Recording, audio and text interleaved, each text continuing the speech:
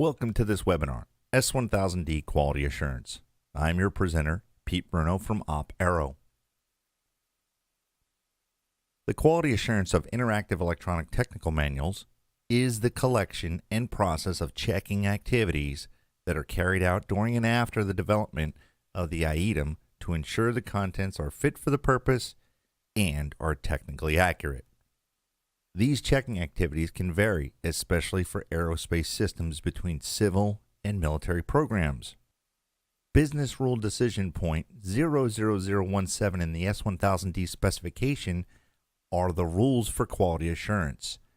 Identify the project QA rules and how those rules affect the method used to perform QA processes during the development of the item. This is going to be part of your QA plan, or in military projects referred to as your TMQAP, or your Technical Manual Quality Assurance Plan. Military aviation item projects require different QA processes from civil aviation projects. Military customers can develop additional requirements as outlined in detailed military specs or specifications for the contractor to comply with. An example might be a 30/60 or 90% IPR.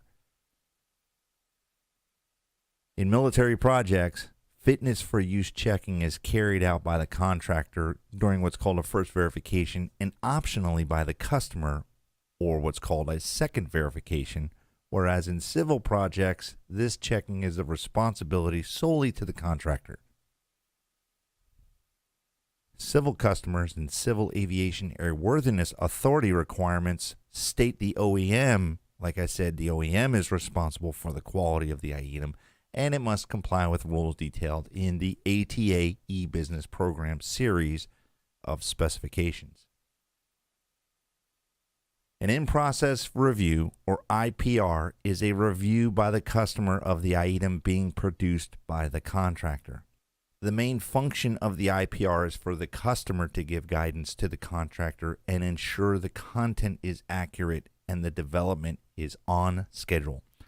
So normally in-process reviews or IPRs are initiated by the customer, but they can also be requested by the contractor when assistance or clarification is required.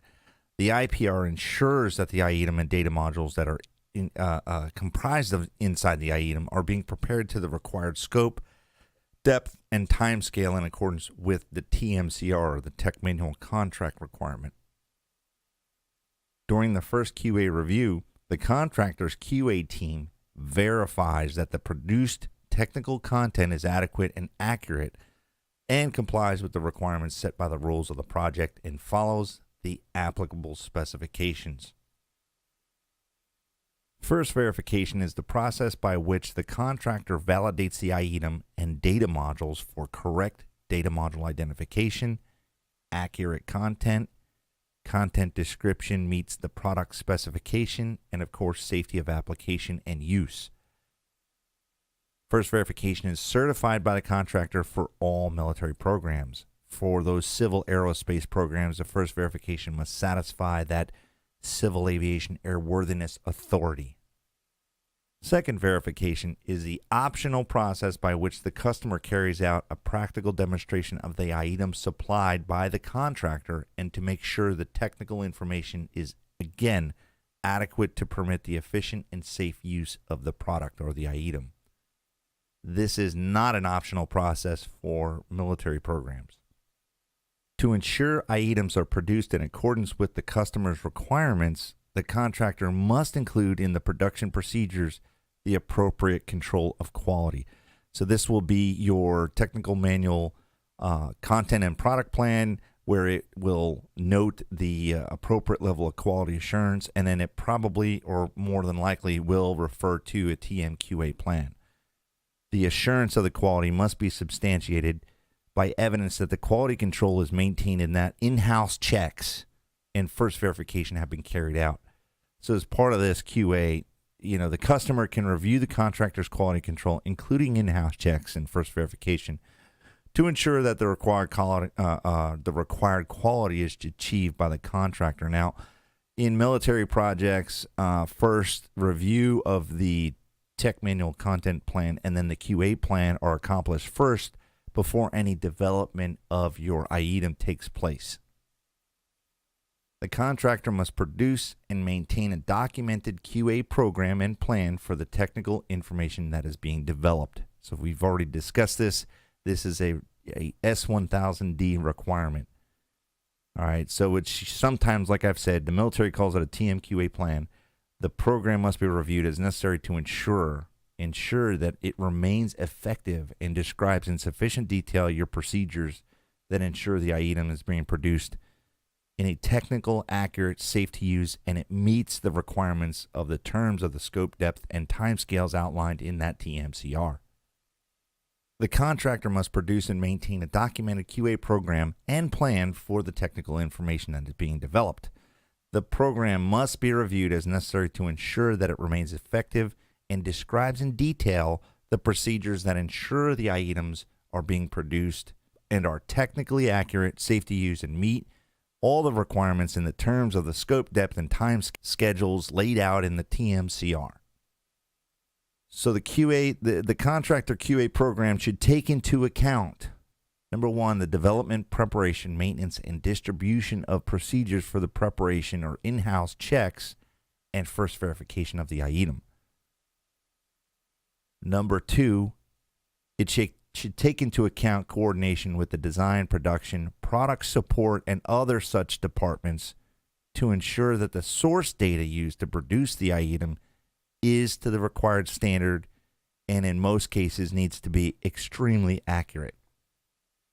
Number three, the establishment and maintenance of a system for identifying the QA status and a technical standard of the technical data being prepared for the item during all preparation stages. QA should also take into account, number four, the establishment of first verification procedures and in-house checks to determine the adequacy and accuracy of the item during the development stages.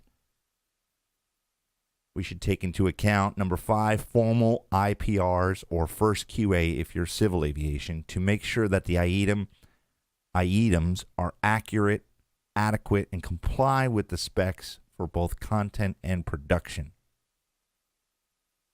We should take into account first verification of the item. We should take into account commenting, recording, and reporting on issues raised during the production process and the in-service phase of the item development.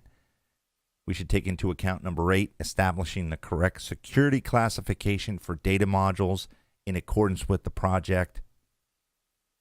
And, of course, number nine, a detailed schedule that shows the timing and sequence of the various stages throughout the production and in-service phases of the item.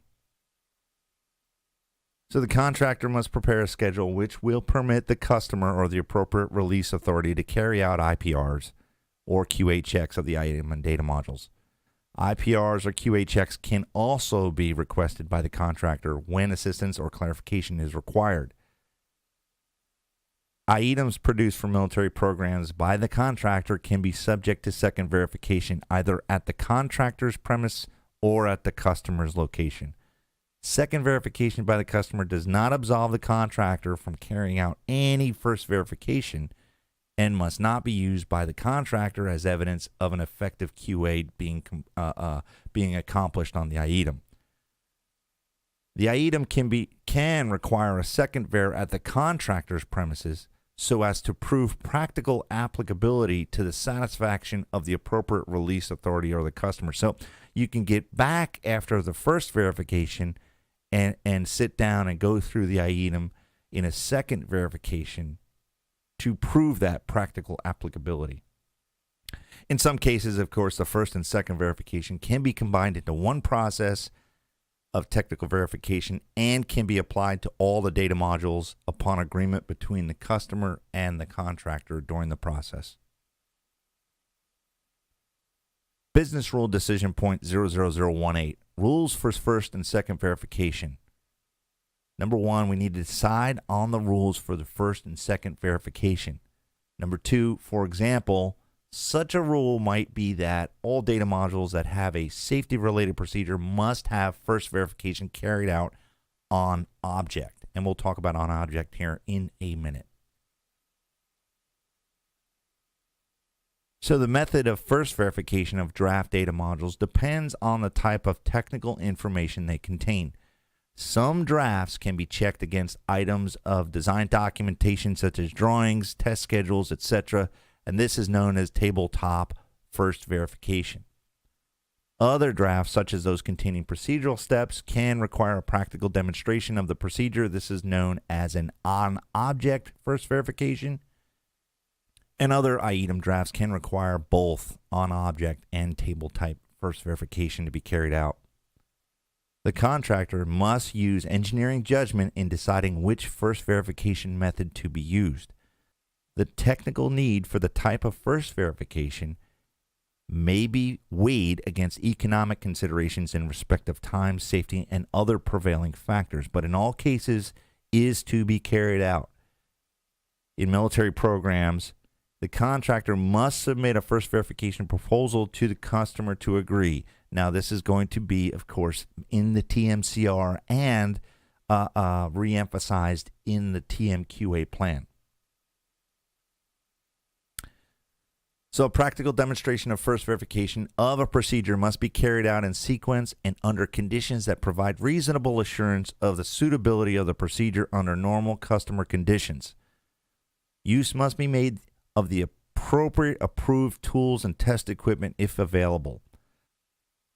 The methods of second verification are tabletop, on-object, or both, in the same way it was determined for first verification. The application of these methods must be determined by the project or organization. As data modules progress through the production phase to the in-service phase, their QA status is recorded. QA elements are populated to indicate the data module is 1. Unverified.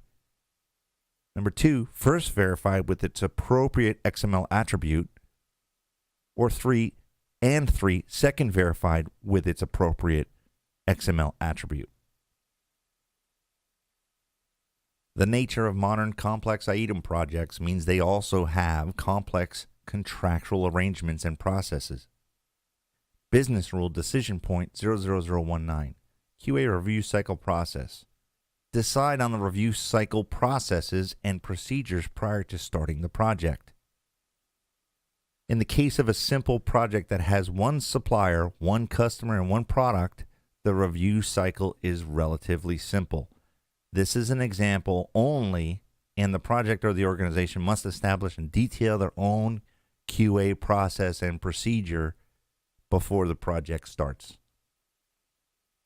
For assistance with technical manual QA processes or assistance developing a specific TMQA plan for your project, contact OpArrow. Thank you for participating in this webinar. You can find this and additional information at www.oparrow.com.